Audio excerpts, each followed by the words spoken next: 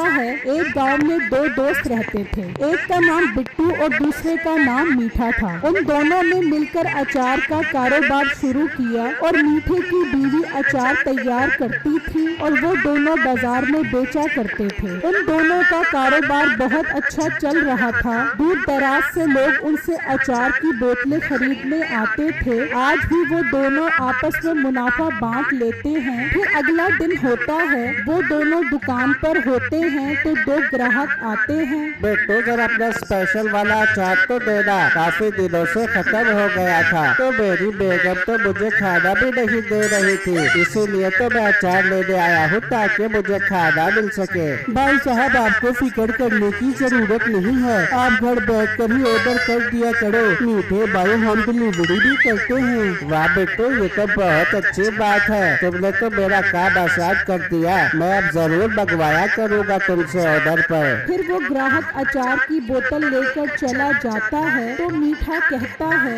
मोटे तूने मुझे क्या नौकर समझा है? इतनी गर्मी में मुझसे दुकान पर बैठा नहीं जाता तो घर घर क्या खाक लेकर जाऊंगा। मीठे भाई अगर हम कारोबार ठीक नहीं करेंगे तो कामयाब कैसे होंगे? आप दुकान पर कम आते हो और अगर मैं दुकान छोड़कर डिलीवरी पर जाऊंगा तो पीछे दुकान का क्या होगा? अच्छा बस ठीक है, ज्यादा कारोबार मुझे मत सिखा। मीठे भाई गुस्सा न करो और आज ये पार्सल पहुंचा दो, मैंने इस पर मुकम्मल पता लिख दिया है। मीठे को काफी नींद आ रही होती है तो वो दिल ही दिल में सोचता है, सारा दिन यहाँ बैठने से अच्छा है मैं ये पार्सल पहुँचाऊँ और घर जाकर आराम करूँ। आज गर्मी वैसे भी बहुत ज्यादा है। क्या सोच रहे हो मीठे भाई? कुछ नहीं, बस यही सोच रहा हूँ, जाना तो पड़ेगा, आखिर कारोबार को कामयाब जो करना है। फिर मीठा अचार लेकर निकलता है और कुछ ही देर में एक घर के पास आता है और घर का दरवाजा बजाता है तो दरवाजा खुल जाता है तो मीठा घर के अंदर घुस जाता है। वाह आज तो मेरे मजे हो गए,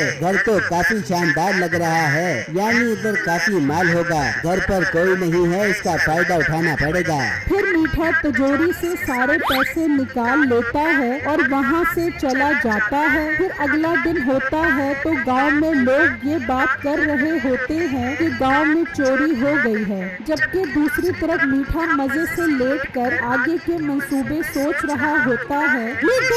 तो चोरी कर ली, लेकिन आगे क्या सोचे? मुझे तो बहुत सारा पैसा चाहिए। ये अचार बड़ा बड़ा के तो मेरे नाक हाथ घुस गए हैं। मोटी नाक वाली औरत, अपने हाथों की इतनी फिक्र है तो मेरी तरह दिमाग लगा और अचार में आम के साथ पपीता भी शामिल कर, वो सस्ता पड़ता है, बचत ज्यादा होगी। मीठे बात तो ठीक कर रहा है, पपीते के साथ तो मेरा काम और आसान हो जाएगा और बिट्टू छम्बो को तो कौन भी खबर नहीं होगी। फिर अगले दिन नसीबो कैंची अचार में आम के साथ साथ पपीता भी शामिल कर देती है और लोग अचार लेकर जाते हैं। जैसे ही कुछ दिन गुजरते हैं, मीठे के गांव में फिर चोरियां बढ़ती ही रहती हैं। सारे गांव वाले परेशान होते हैं मगर किसी को कुछ नहीं पता चल रहा होता कि कौन चोर है। दूसरी तरफ मीठा बिट्टू को परेशान करता रहता है, ना ही दुकान पर वक्त से पहुंचता है और पैसे भी डबल मांगता है। बिट्टू उससे बहुत परेशान होता है और घर जाकर अपनी बीवी और माँ को सारी बातें बताता है। बिट्टू आप परेशान न हो, अल्लाह ने चाहा तो सब ठीक हो जाएगा, बस आप अपने हिस्से की मेहनत जारी रखें, बाकी सब अल्लाह पर छोड़ दे।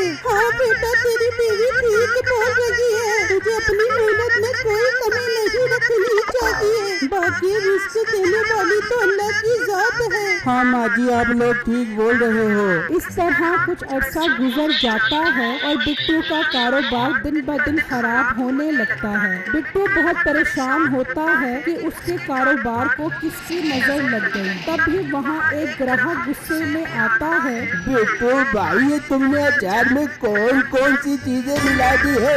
इसका बिल्कुल भी वो जायका नहीं रहा, इतनी सारी बोतलें लेकर गया था, अब लगता है सारी फेंकनी देनी पड़ेगी। भाई साहब मुझे माफ कर दो, मुझे नहीं पता था। आइंदा आपको शिकायत का मौका नहीं मिलेगा। नहीं भाई, तू अपना अचार अपने पास रख। आइंदा मैं तुमसे कोई अचार नहीं खरीदूंगा। फिर अगला दिन होता है तो कुछ लोग अचार की शिकायत लेकर आते हैं। देख तो हमें लगता था तुम ईमानदार इंसान हो, खाली अचार बेचते हो, मगर तुम भी बेईमान लोगों की तरह अचार में मिक्सिंग करने लगे हो। आइंदा हम तुमसे अचार नहीं लेंगे। फिर वो लोग वहाँ से चले जाते हैं और बिट्टू बहुत परेशान हो जाता है। जब मीठा दुकान पर आता है तो उससे इस सब की शिकायत करता है। मोटे तू क्या कहना चाहता है, साफ साफ बोल। मीठे भाई, आप लोगों ने अचार में क्या मिलाना शुरू कर दिया है? कोई भी ग्राहक अब अचार खरीदने को तैयार नहीं है। आप कारोबार को क्यों खराब करने पर लगे हो? इस तरह तो हम सड़क पर आ जाएंगे।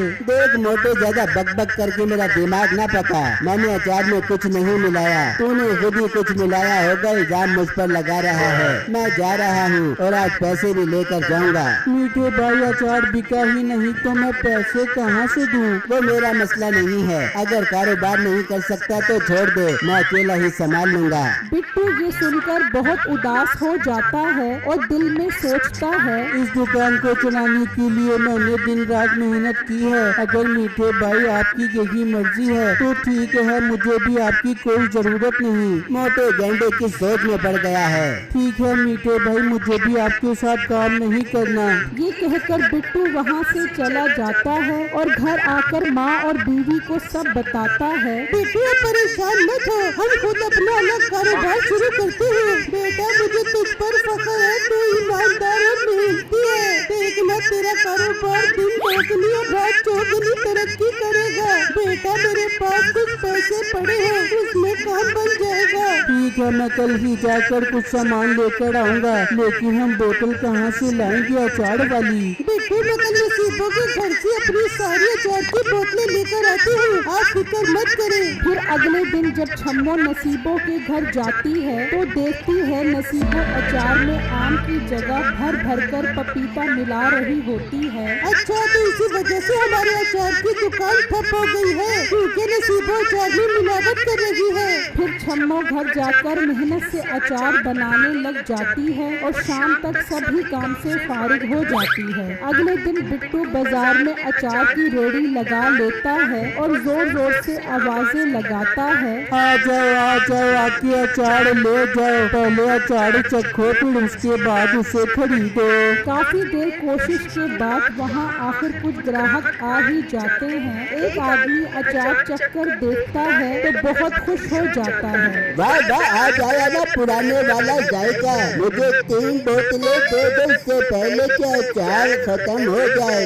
इस तरह बिट्टू की दुकान पर रश लग जाता है और शाम हो जाती है, जबकि मीठे की दुकान पर कोई नहीं जाता। मीठे को बहुत गुस्सा आता है। अचार तो बिका नहीं, आज फिर चोरी ही करनी पड़ेगी। फिर मीठा चोरी के इरादे से निकलता है और घर में घुसता है जो बहुत खूबसूरत होता है। वो चोरी करने आगे बढ़ता है तो एक गिलास में शरबत नजर आता है। लगता है किसी ने इतने मजे का शरबत यूं ही छोड़ दिया है, मैं पी लेता हूँ, बहुत गर्मी है। मीठा वो शरबत पीने लग जाता है तो उसे नींद आने लग जाती है और वो वहीं सो जाता है। जब सुबह उसकी आंख खुलती है तो वो रस्सियों से बंधा होता है। सभी लोग उसके पास खड़े होते हैं और मकान का मालिक सबको बताता है। गाँव वालों, मैंने बढ़ती हुई चोरी को देखकर शरबत में नींद की दवा मिला दी थी कि अगर चोर मेरे घर आया तो वो इसे पी कर बेहोश हो जाएगा, और आखिर में चोर को पकड़ने में कामयाब हो गया।